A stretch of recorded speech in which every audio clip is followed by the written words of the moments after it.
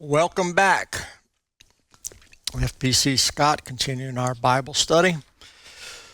Romans chapter 4, verse 9 is where we'll be picking up this morning. Again, that's Romans chapter 4, verse 9. The King James Version would read, "Cometh this blessedness then upon the circumcision only, or upon the uncircumcision also? For we say that faith was reckoned to Abraham for righteousness." The Amplified Bible would say, "Is this blessing, happiness," which we talked about in the previous podcast, "then meant only for the uncircumcised or also for the uncircumcised? We say that faith was credited to Abraham as righteousness." So looking at this scripture, let's break it down. Cometh. So the apostle now wants to look at whether this blessing came because of an obedience to the law, or is this blessing possible without obedience to the law? Paul has already shown them that Abraham was justified by faith. We talked about that at length in previous podcasts. And so Paul is defending his argument that faith and not works is needed for justification. So was Abraham justified by faith before or after he was circumcised? Or we could look at it this way. Was the justification of faith a result of his circumcision or not? So if Abraham was justified after his circumcision, then the Jews might still believe that Abraham's justification was because he did the works of the law. But if the justification was before he was circumcised, then the point that Paul was trying to make would be valid. And that point being that Abraham was justified without the works of the law. So if Abraham was justified by faith before he was circumcised, then Paul could prove that this was an instance of justification and an acceptance without conformity to the Jewish law. So without following the law or conforming to the law, Abraham would have been found justified if he was justified before he was circumcised. And so if Abraham was justified and reckoned as a friend of God without being circumcised, then it would stand to reason that the Gentiles, who were uncircumcised, might be justified in a similar way now. And Paul's argument would not be departing that the Gentiles who had not been circumcised might find favor of God as well as the Jew, because the justification was not depending on the circumcision or the work, and justification would therefore be available to everyone. This blessedness, this happy state or condition, this state of being justified by God and of being regarded as one of God's friends. And this is the sum of all blessedness. The only state that can be truly pronounced happiness is through God. The scripture goes on to say, upon the circumcision only. The Jews alone, as they pretended, would be the only. And Paul again raised the question of the Jews' special position, how they felt as they were the only ones that could be justified because they had followed the law, even though we know that they were not fully following the law because no one can. And that scripture goes on to say, or upon the uncircumcision also. So the Gentiles, that would be upon who believed as the apostle maintained. And the scripture says, for we say, or that could be said, we all admit. It's a point that they would all agree upon. It was a doctrine of the apostle as well as one of the Jews. And it was theirs just as much as his. So with this then as a conceded point or something that they all agreed on, what could they learn from that, or what could be taken from that statement? And Paul is going to finish destroying their argument that physical circumcision, being a member of the chosen people, is a Jew's advantage, or is it not? Because Paul has consistently told them that the advantage of a Jew is spiritual, not physical. As we have talked about in the previous podcast, and we can go back to Romans 3, chapter 3, verse 1. What advantage then hath the Jew? Or what profit is there of circumcision? Much every way, chiefly because that unto them were committed the oracles of God. And a topic that we will look at in a later podcast, which comes up in Romans 15 and 27, it hath pleased them verily, and their debtors they are.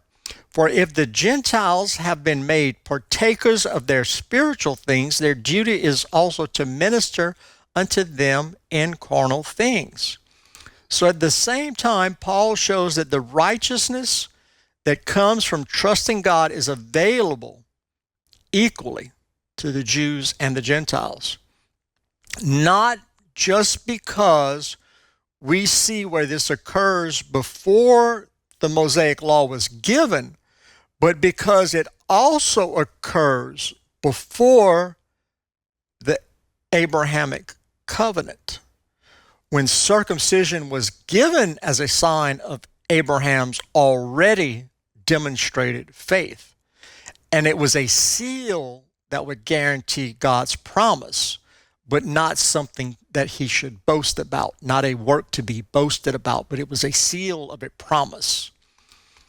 So the covenant that God made with Abraham was an unconditional covenant, which Abraham entered by faith, not by a physical circumcision.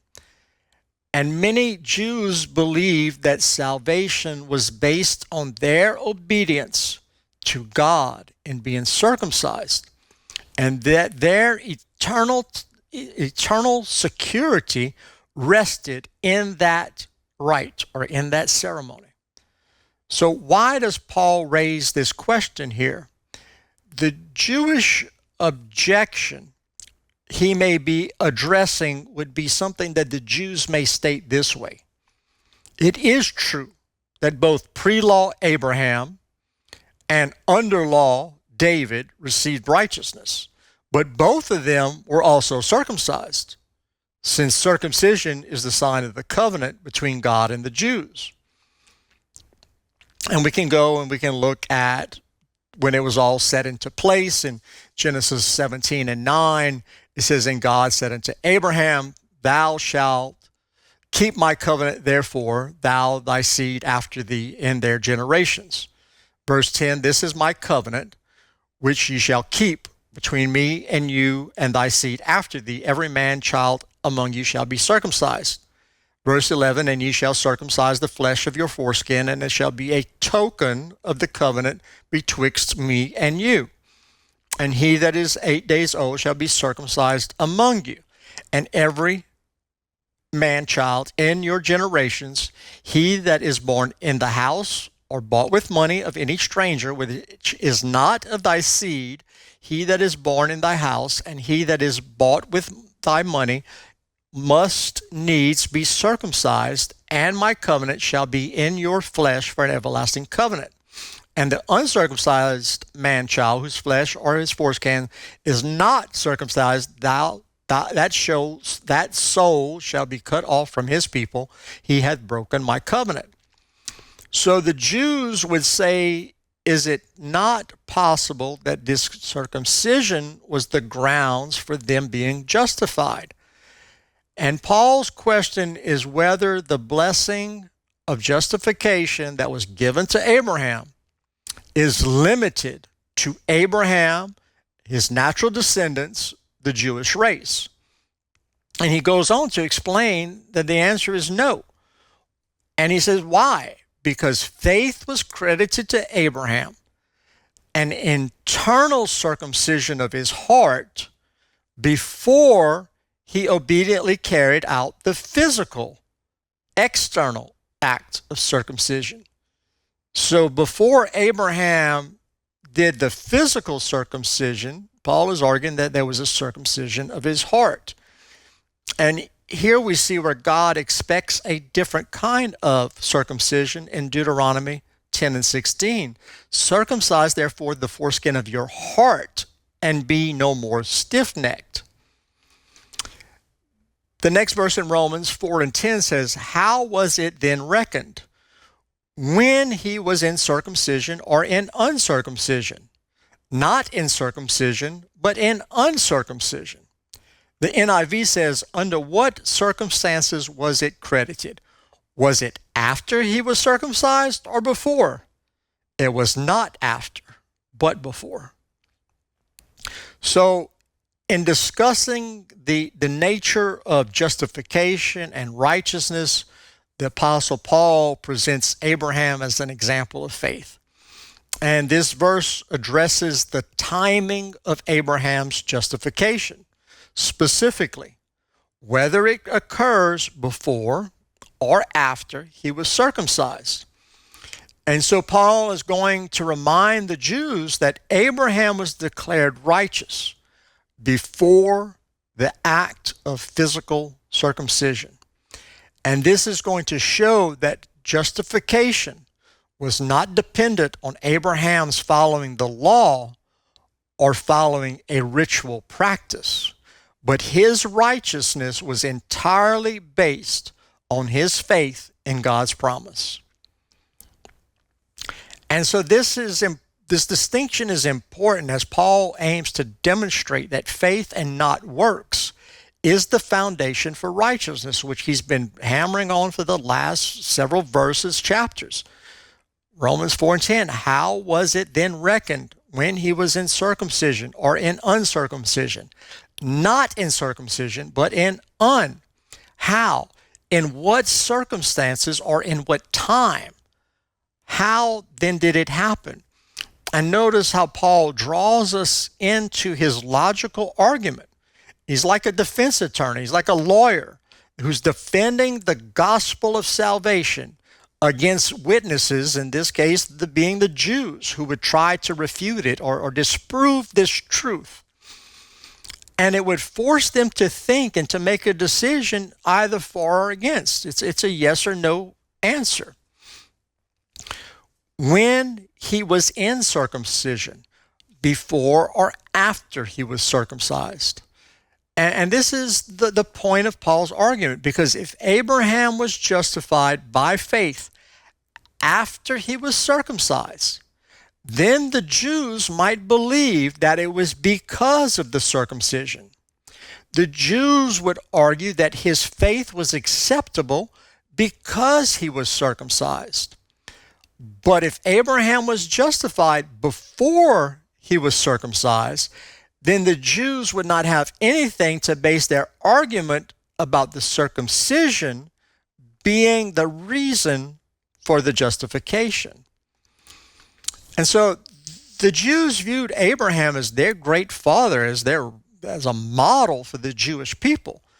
And the argument of the Apostle Paul was confirmed by the case of Abraham, that circumcision and the deeds of the law, or the works of the law, did not lead to justification. And that as Abraham was justified without those works, that would mean that other people would be justified without their works. That the Gentiles and the other Jews that would be considered pagans, because they didn't follow the rites or the circumcision, would also be entitled to the same privileges. And Paul has asked once more whether the blessing of being forgiven of our sin of being declared righteousness by God is only for the circumcised, or is it for the uncircumcised as well? In other words, can the Gentiles be saved by faith and not following the law?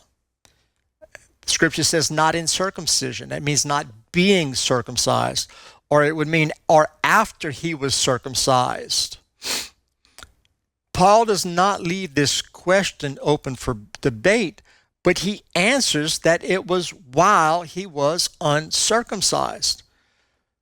So, give you a timeline. Abraham's age when he was declared righteous is given in Genesis 15 and 6 is not given to us. So Abraham's age when he was declared righteous, which was 15 and 6, is not given to us.